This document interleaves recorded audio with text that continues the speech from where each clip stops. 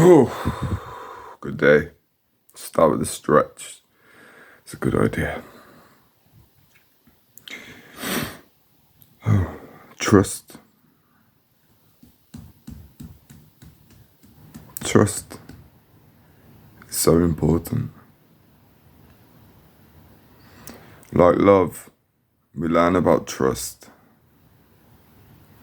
through the way that we express it inwardly, how we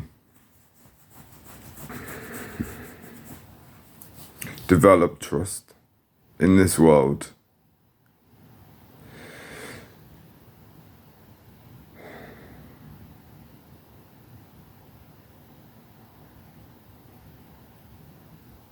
I always just thought it's easy to trust, right? But it turns out I was just completely disempowered and fatalistic. Like, I just thought trusting was allowing everything to happen, allowing everybody to just be as they are, and just swallowing the consequences for yourself.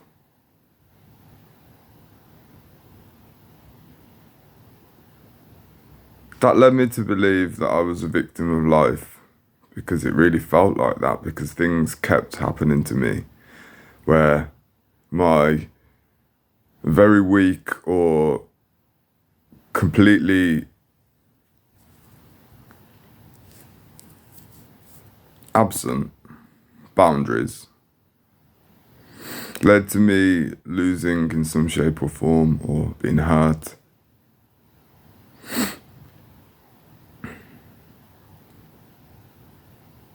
I've always been a very trusting, naive human, traditionally, but I'm claiming that back. I'm not going to change that. I'm just reframing the way that I see that.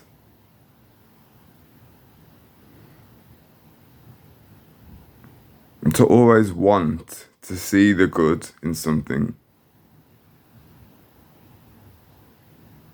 in another human.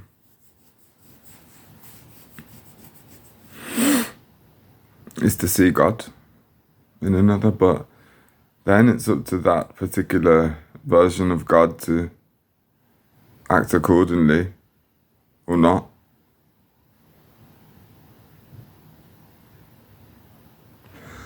And so I learned that I was God,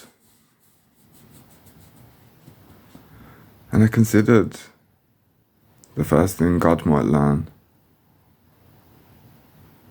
And I concluded that God needs to trust in God for God to be effective.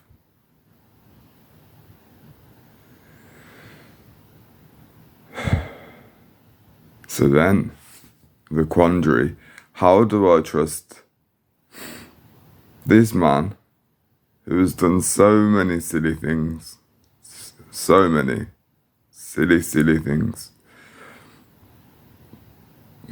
Humans. Well, if I can know my motivations, what moves me in life, and what I truly desire, then I can understand every footstep that happens through me, because I'm the observer. That's where the frustration or confusion or disappointment comes in. As a soul could choose. It knows the choice is available and how it could all be so easy if we lived in our heart.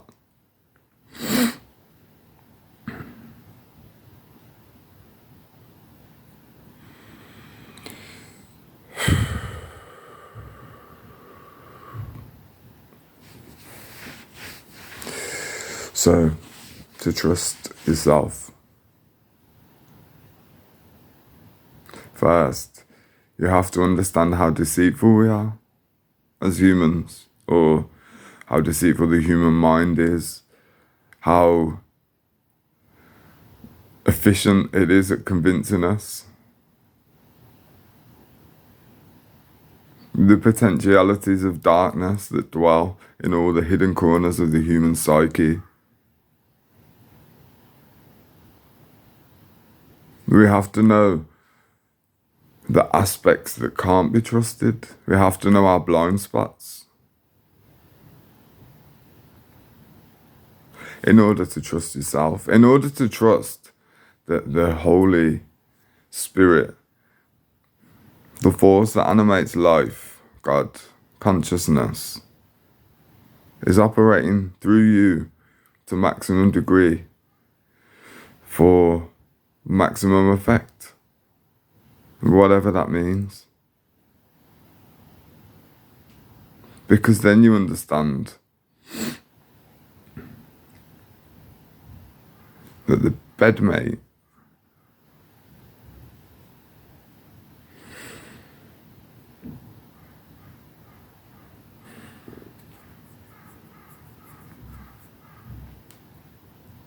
of trust is surrender.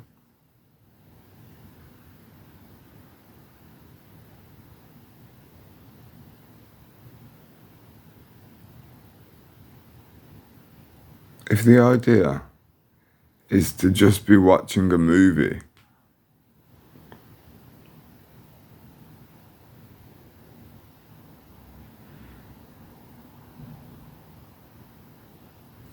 then we need as little interruption as possible.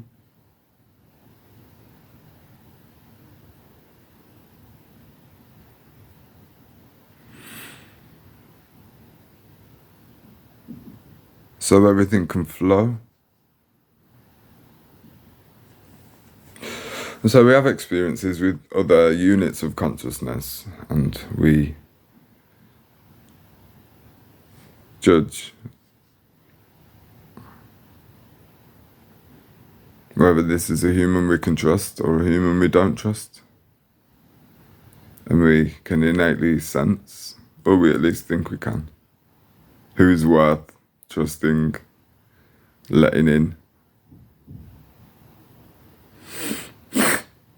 For me, I just trusted everybody, but didn't allow them to abuse that trust. So that's not trusting.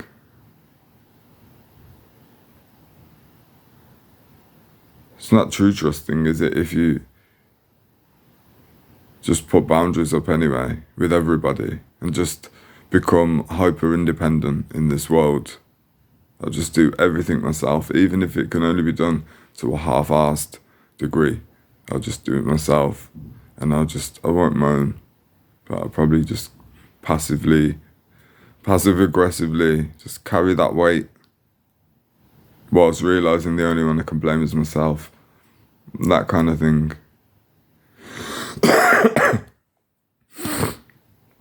We're meant to trust each other, no question. And by that, I mean, that's our template.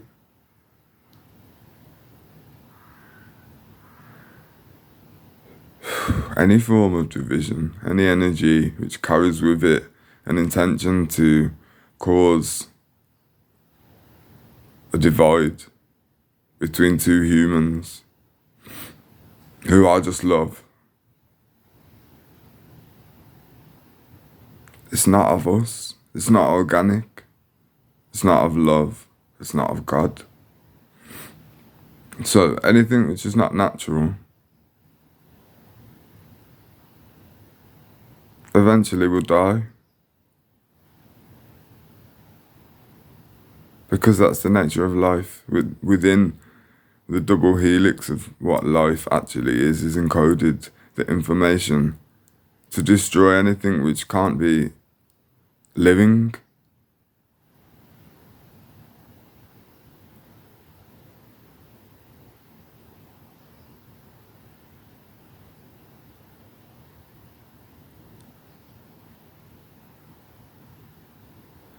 And all the magic reserved for necromancy has been confiscated now. Because there's enough zombies in the world.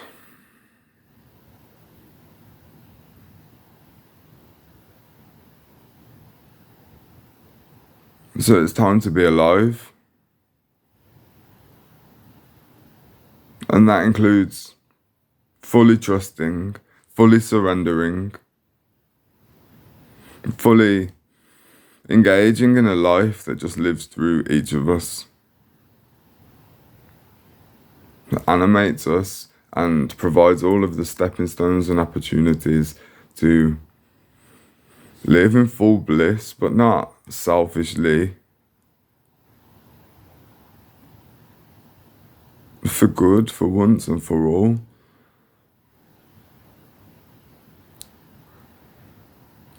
To be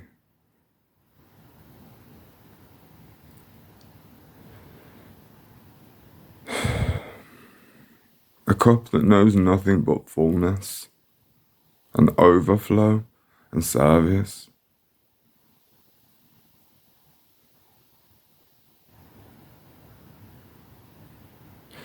We can't trust ourself because ourself is a construct. It's not real.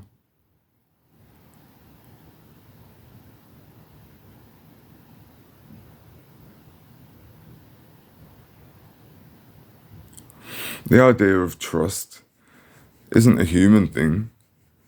It's an animal thing.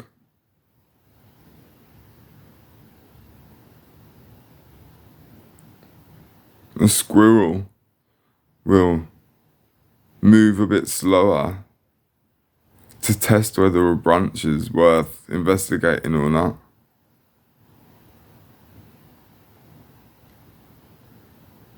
A pigeon doesn't trust a human. But that's because one of the things humans have brought into the food chain, into the living earth, is fear, mistrust, distrust, jealousy, rivalry. Language is what divided us. Language is what causes us to not trust. Because humans have got the advantage of being able to say things they don't mean, or twist language, or most humans are under a spell, so they don't even know that subconsciously they're not saying what they actually mean.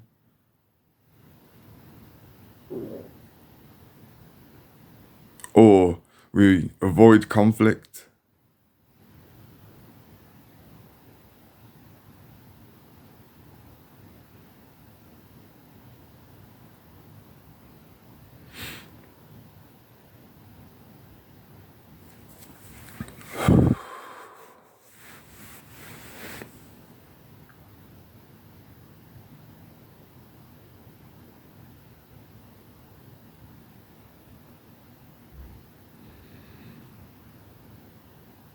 Be still and know that I am God.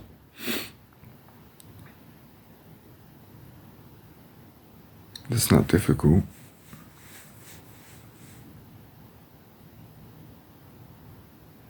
To trust that. To trust the source, the force for all good.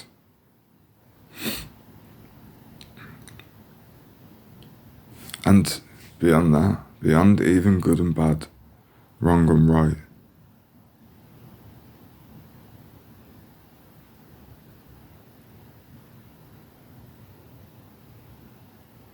The mind has difficulty trusting.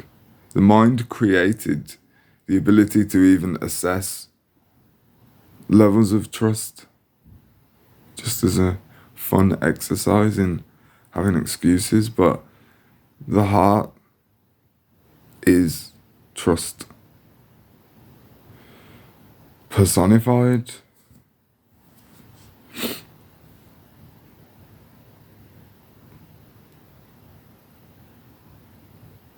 The heart knows how to trust.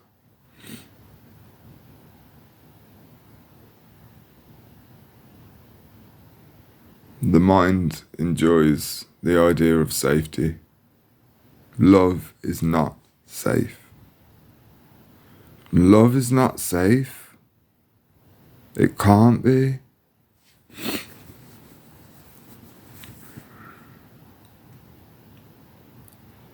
But it's the safest thing in the world.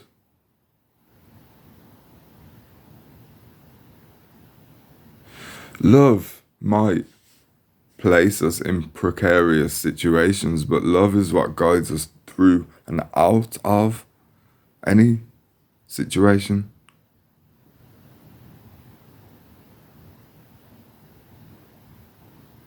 We only can't trust because we can't see the end goal, but we can feel it. That has to be enough, because that's the truth.